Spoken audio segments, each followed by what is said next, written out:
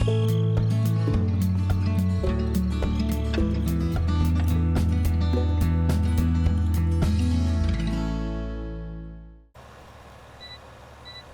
to Thueringer, or Farming Simulator 15. We continue our reading of Zane Gray's The Desert of Wheat, Chapter 28. Him she liked best. He had her fooled, the damn slacker. I wish I could believe I'd get safe back home with a few Huns to my credit. The Croix de Guerre and an officer's uniform. That would be great. How I could show up those fellows.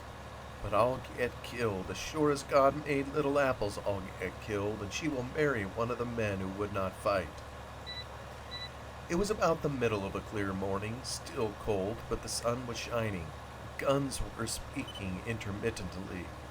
Those soldiers who were off duty had their gas masks in their hands. All were gazing intently upward. Dorn sat a little apart from them. He too looked skyward, and was so absorbed that he did not hear the occasional rumble of a distant gun. He was watching the airmen at work, the most wonderful and famous feature of the war. It absolutely enthralled Dorn. As a boy, he had loved to watch the soaring of the golden eagles, and once he had seen a great wide-winged condor swooping along a mountain crest. How he had envied them the freedom of the heights, the loneliness of the unscalable crags, the companionship of the clouds. Here he gazed and marveled at the man-eagles of the air. German planes had ventured over the lines, flying high, and English planes had swept up to intercept them. One was rising then, not far away, climbing fast like a fish-hawk with prey in its claws. Its color, its framework, its propeller, and its aviator showed distinctly against the sky. The buzzing, high-pitched drone of its motor floated down.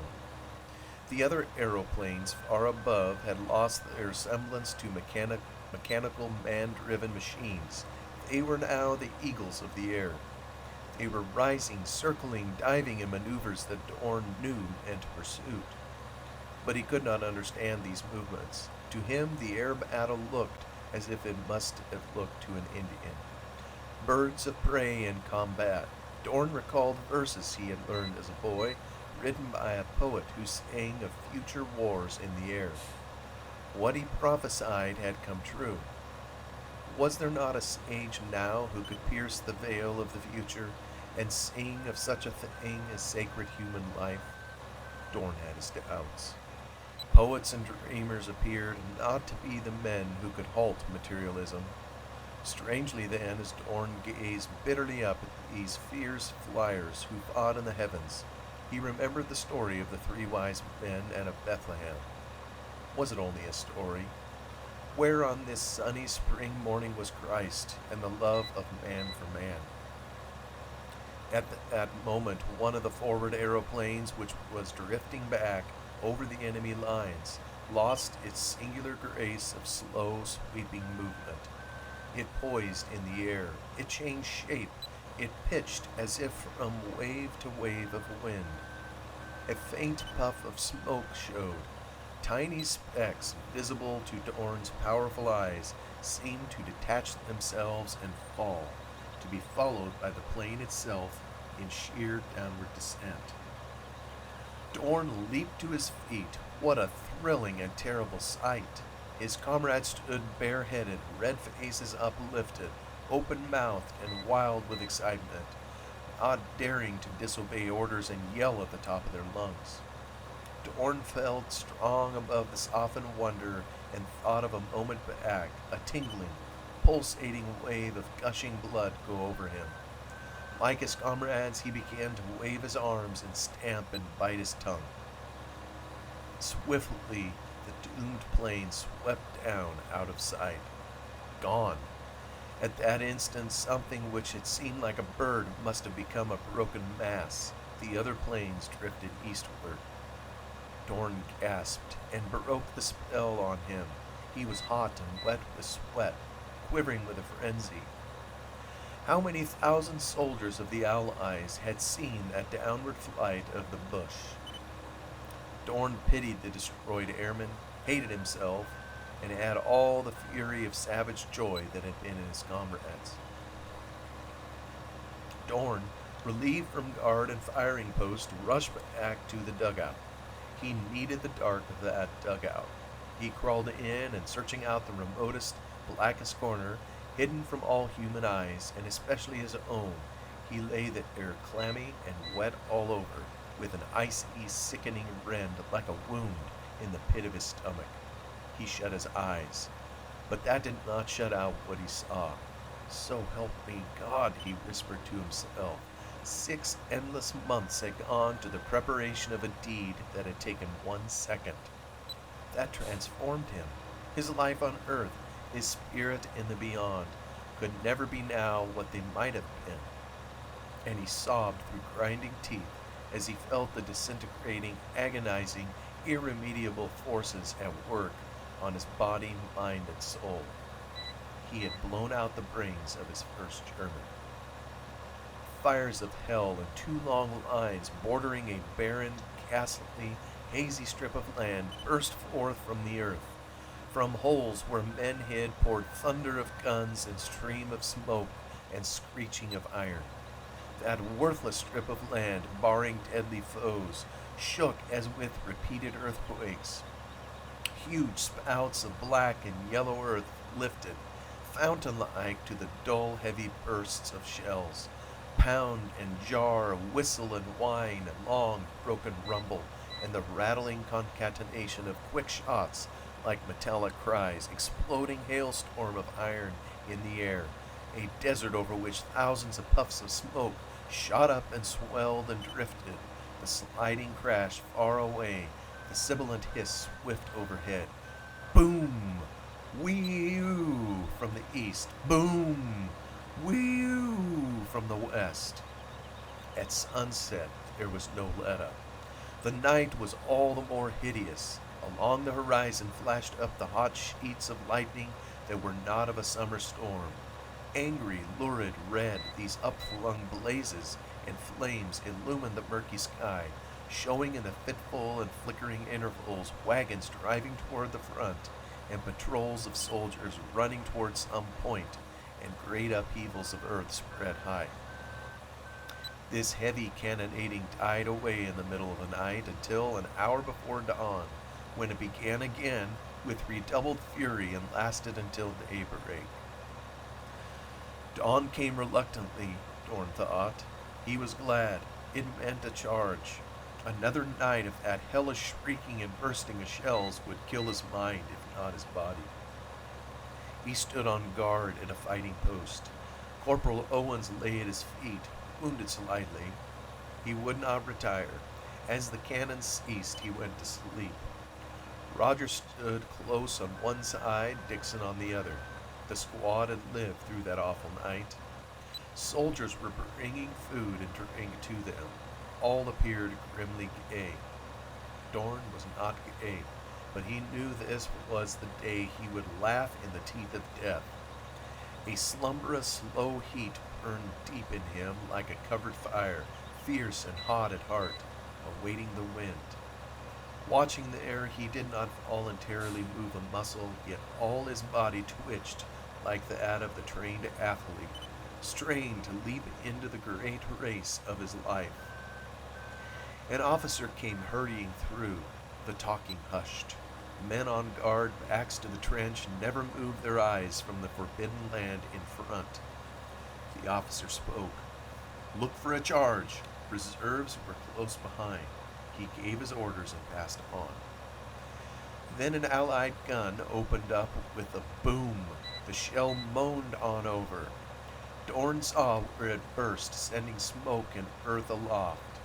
That must have been a signal for a bombardment of the enemy all along this sector, for big and little guns began to thunder and crack. The spectacle before Dorn's hard, keen eyes was one that he thought wonderful. Far across no man's land, which sloped somewhat at that point in the plain, he saw movement of troops and guns. His eyes were telescopic. Over there, the ground appeared grassy in places, with green ridges rising and patches of brush and straggling trees standing out clearly. Faint, gray-colored squads of soldiers passed in sight, with helmets flashing in the sun. Guns were being hauled forward, mounted horsemen dashed here and there, vanishing and reappearing. And all through that wide area of color and action shot up live black spouts of earth crowned in white smoke that hung in the air after the earth fell back. They were beautiful, these shell bursts. Round balls of white smoke magically appeared in the air to spread and drift. Long yellow columns or streaks rose here and there, leaped up a fan-shaped, dirty cloud, savage and sinister. Sometimes several shells burst close together, dashing the unplugged sheets of earth together and blending their smoke. At intervals, a huge creamy yellow explosion, like a geyser, rose aloft to spread and mushroom, then to detach itself from the heavier body it had upheaved, and float away white and graceful on the wind. Sinister beauty. Dorn soon lost sight of that. There came a gnawing at his vitals. The far scene of action could not hold his gaze. That dark, uneven, hummocky break in the earth, which was a goodly number of rods distant, yet now seemed close, drew a startling attention. Dorn felt his eyes widen and pop. Spots and dots, shiny, elusive, bobbed along that break, behind the mounds, beyond the farther banks. A yell as from one lusty throat ran along the line of which Dorn's squad held the center. Dorn's sight had a piercing intensity. All was hard under his grip, his rifle, the boards and bags against which he leaned. Corporal Owens rose beside him, bareheaded, to call low and fiercely to his men. The gray dots and shiny spots leaped up magically and appallingly into men, German soldiers, bushes, Huns on a charge. They were many, but wide apart. They charged, running low. Machine gun rattled, rifle fire, and strangled shouts blended along the line. From the charging Huns seemed to come a sound that was neither battle cry, nor yell, nor chant, yet all of them together. The gray advancing line thinned at points opposite the machine guns, but it was coming fast. Dorn cursed his hard, fumbling hands, which seemed so eager and fierce that they stiffened. They burned, too, from their grip on the hot rifle. Shot after shot he fired, missing. He could not hit a field full of Huns. He dropped shells, fumbled with them at the breech, loaded wildly, aimed at random, pulled convulsively. His brain was on fire. He had no anger, no fear, only a great and futile eagerness. Yell and crack filled his ears. The gray, stolid, unalterable Huns must be driven back. Dorn loaded, crushed his rifle ready, pointed low at a great gray bulk, and fired. That Hun pitched down out of the gray advancing line. The sight almost overcame Dorn. Dizzy with blurred eyes, he leaned over his gun. His abdomen and breast heaved, and he strangled over his gorge. Almost he fainted, but violence beside him somehow, great heaps of dust and gravel flung over him, hoarse, wild yells in his ears roused him. The bushes were on the line. He leaped up. Through the dust he saw charging gray forms, thick and heavy. They plunged as if actuated by one will. Bulky blond men, ashen of face, with eyes of blue fire and brutal mouths of set grin. Huns. Up out of the shallow trench sprang comrades on each side of Dorn. No rats to be cornered in a hole. Dorn seemed drawn by powerful hauling chains. He did not need to climb. 4 big Germans appeared simultaneously upon the embankment of bags. They were shooting. One swung aloft an arm and closed fist. He yelled like a demon. He was a bomb thrower. On the instant, a bullet hit Dorn, tearing at the side of his head, stinging excruciatingly, knocking him down, flooding his face with blood. The shock, like a weight, held him down, but he was not dazed. A body, khaki-clad, rolled down beside him, convulsively flopped against him. He bounded erect, his ears filled with a hoarse and clicking din, his heart strangely lifting in his breast. Only one German now stood upon the embankment of bags, and he was the threatening bomb thrower. The others were down, gray forms wrestling with brown. Dixon was lunging at the bomb thrower and, reaching him with the bayonet, ran him through the belly. He toppled over with an awful cry and fell hard on the other side of the wall of loaded bags. The bomb exploded. In the streaky burst, Dixon seemed to charge in bulk, to be flung aside like a leaf by a gale. Little Rogers had engaged an enemy who towered over him. They feinted, swung, and cracked their guns together, then locked bayonets. Another German, striding from behind, stabbed Rogers in the back. He writhed off the bloody bayonet, falling toward Dorn, showing a white face that changed as he fell, with quiver of torture and dying eyes. That dormant, inhibited self of Dorn suddenly was no more. Fast as a flash he was upon the murdering Hun. Bayonet and rifle barrel lunged through him, and so terrible was the thrust that the German was thrown back as if at a blow from a battering ram. Dorn whirled the bloody bayonet, and it crashed to the ground by the rifle of the other German. Dorn saw not the visage of the foe, only the thick-set body, and this he ripped open in one mighty slash. The German's life spilled out horribly. Dorn leaped over the bloody mass. Owens lay next, wide-eyed, alive but stricken. Purcell fought with clubbed rifle, backing away from several foes. Brewer was being beaten down, gray forms closing in. Dorn saw leveled small guns, flashes of red, the impact of lead striking him, but he heard no shots. The roar in his ears was the filling of a gulf. Out of that gulf pierced his laugh.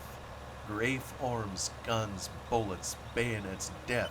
He laughed at them. His moment had come. Here he would pay. His immense and terrible joy bridged the ages between the past and this moment when he leaped light and swift, like a huge cat, upon them. They fired and they hit, but Dorn sprang on tigerishly with his loud and nameless laugh. Bayonets thrust at him were straws. These enemies gave way, appalled. With sweep and lunge he killed one and split a second skull before the first had fallen. A third he lifted and upset and gored like a bull in one single stroke. The fourth and last of that group, screaming his terror and fury, ran in close to get beyond that sweeping blade. He fired as he ran. Dorn tripped him heavily, and he had scarcely struck the ground when that steel transfixed his bulging throat. Brewer was down, but Purcell had been reinforced. Soldiers in brown came on the run, shooting, yelling, brandishing. They closed in on the Germans, and Dorn ran into that melee to make one thrust at each gray form he encountered. Shriller yells along the line, American yells, the enemy there had given ground. Dorn heard. He saw the gray line waver. He saw reserves running to aid his squad. The Germans would be beaten back. There was whirling blackness in his head through which he seemed to see. The laugh broke hoarse and harsh from his throat. Dust and blood choked him. Another gray form blocked his leaping way. Dorn saw only low down, the gray arms reaching with bright unstained blade. His own bloody bayonet clashed against it, locked, and felt the helplessness of the arms that wielded it. An instant of pause, a heaving, breathless instinct of impending exhaustion, a moment when the petrific mace of primitive man stayed at the return of the human. Then, with bloody foam on his lips, Dorn spent his madness. A supple twist, the French trick, and Dorn's powerful lunge with all his ponderous weight drove his bayonet through the enemy's lungs. "Kamerad!" came the strange, strangling cry. A weight sagged down on Dorn's rifle. He did not pull out the bayonet, but as it lowered with the burden of the body, his eyes fixed at one height, suddenly it brought into their range the face of his foe. A boy, dying on his bayonet. Then came a resurrection of Kurt Orn's soul. He looked at what must be his last deed as a soldier. His mind halted. He saw only the ghastly face, the eyes in which he expected to see hate, but saw only love of life, suddenly reborn, suddenly surprised at death. God save you, German. I'd give my life for yours. Too late. Dorn watched the youth's last clutching of empty fingers, the last look of consciousness at his conqueror, the last quiver. The youth died and slid back off the rigid bayonet. War of men. A heavy thud sounded to the left of Dorn. A bursting flash hid the face of his German victim. A terrific wind, sharp and hard as nails, lifted Dorn into roaring blackness. Chapter 29. Many waters shone white and green under the bright May sunshine. Seen from the height of slope, the winding brooks looked like silver bands across a vast belt of rainy green and purple that bordered the broad river in the bottomlands. A summer haze filled the air, and hints of gold on the waving wheat slopes presaged an early and bountiful harvest. It was warm up there on the slope where Lenore Anderson watched and brooded. The breeze brought fragrant smell of fresh-cut alfalfa and the rustling song of the wheat. The stately house gleamed white down on the terraced green knoll. Horses and cattle grazed in the pasture. Workmen moved like snails in the brown gardens. A motor car crept along the road far below with its trail of rising dust. 2 miles of soft green wheat slope lay between Lenore and her home. She had needed the loneliness and silence and memory of a place she had not visited for many months. Winter had passed. Summer had come with its birds and flowers. The wheat fields were again waving, beautiful, luxuriant. But life was not as it had been for Lenore Anderson. Kurt Dorn, private, mortally wounded. So had read the brief and terrible line in a Spokane newspaper, publishing an Associated Press dispatch of Pershing's casualty list. No more. That had been the only news of Kurt Dorn for a long time. A month had dragged by of doubt, of hope, of slow despairing. Up to the time of that fatal announcement, Lenore had scarcely noted the fleeting of the days. With all her spirit and energy, she had thrown herself into the organizing of the women of the valley to work for the interests of the war. She had made herself a leader who spared no effort, no sacrifice, no expense in what she considered her duty. Conservation of food, intensive farm production, knitting for soldiers, Liberty Loans, and Red Cross, these she had studied and mastered to the end that the women of the Great Valley had accomplished work which won national honor. It had been excitement, joy, and a strange fulfillment for her. But after the shock caused by the fatal news about Dorn, she had lost interest, though she had worked on harder than ever. Just a night ago, her father had gazed at her and then told her to come to his office. She did so. And there he said, "You're working too hard. You've got to quit." "Oh, no, Dad. I'm only tired tonight," she had replied. "Let me go on. I plan to." "No," he said, banging his desk. "You'll run yourself down." But Father, these are war times. Could I do less? Could I think of..." "You've done wonders. You've been the life of this work. Someone else can carry it on now. You'd kill yourself. And this war has cost the Andersons enough." "Should we count the cost?" she asked. Anderson had sworn. "No, we shouldn't. But I'm not gonna lose my girl. Do you get that, Hunch? I bought bonds by the bushel. I've given thousands to your relief societies. I gave up my son Jim, and that cost his mother. I'm raising 1,000,000 bushels of wheat this year that the government can have. And I'm starving to death because I don't get what I used to eat. And then this last blow, Dorn. That fine young Weepman, the best. Ah, Lenore. But, Dad, isn't there any hope? Anderson was silent. Dad, she had pleaded, if he were really dead, buried, oh, wouldn't I feel it? You've overworked yourself. Now you've got to rest, her father replied huskily. But, Dad, I said no. I've got a heap of pride in what you've done. And I sure think you're the best Anderson of the lot. That's all. Now kiss me and go to bed.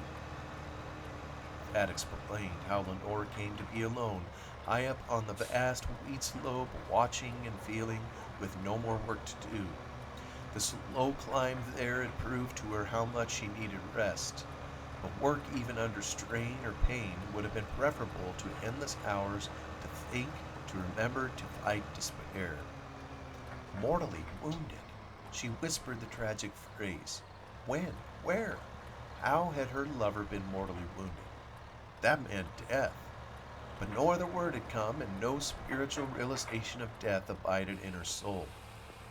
It seemed impossible for Lenore to accept things as her father and friends did.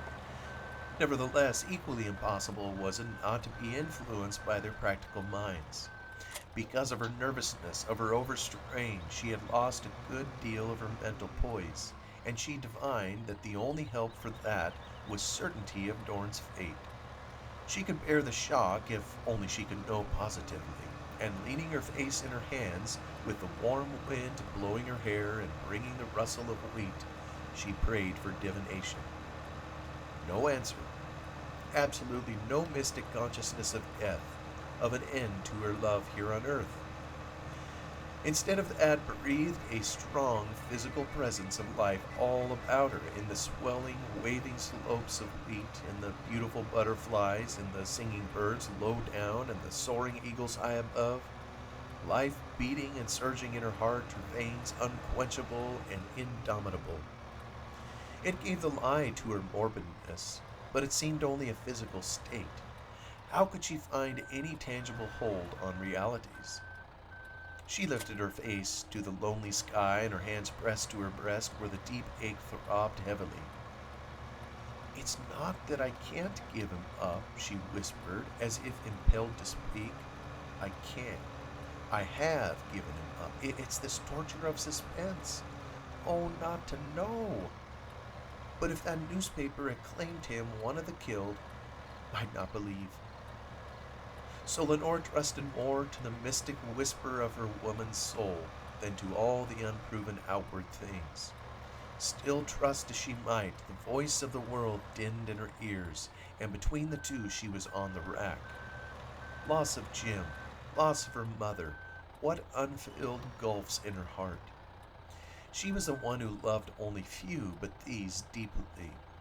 Today, when they were gone, was different from yesterday when they were here. Different because memory recalled actual words, deeds, kisses of loved ones whose life was ended. Utterly futile was it for Lenore to try to think of Dorn in that way. She saw his stalwart form down through the summer haze, coming with his springy stride through the wheat. Yet, the words, mortally wounded. They had burned into her thoughts so that when she closed her eyes, she saw them darkly red against the blindness of sight. Pain was a sluggish stream with source high in her breast, and it moved with her unquickened blood. If Dorn were really dead, what would become of her? Selfish question for a girl whose lover had died for his country. She would work, she would be worthy of him, she would never pine, she would live to remember, but the difference to her. Never for her, who had so loved the open, the silken rustle of the wheat, and the waving shadows, the green and gold slopes, the birds of the air and the beasts of the field, the voice of a child and the sweetness of life. Never again would these be the same to her if Dorn were gone forever. That ache in her mind had communicated itself to all her being. It filled her mind and her body. Tears stung her eyes, and again they were dry when tears would have soothed. Just as any girl, she wept, and then she burned with fever. A longing she had only faintly known, a physical thing which she had resisted, had become real, insistent. beating. Through love and loss, she was to be denied a heritage common to all women. A weariness dragged at her. Noble spirit was not a natural thing. It must be intelligence seeing the higher.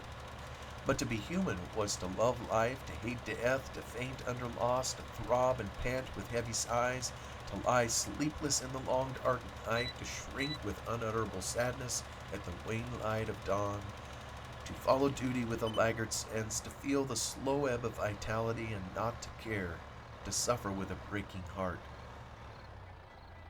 Sunset hour reminded Lenore that she must not linger there on the slope.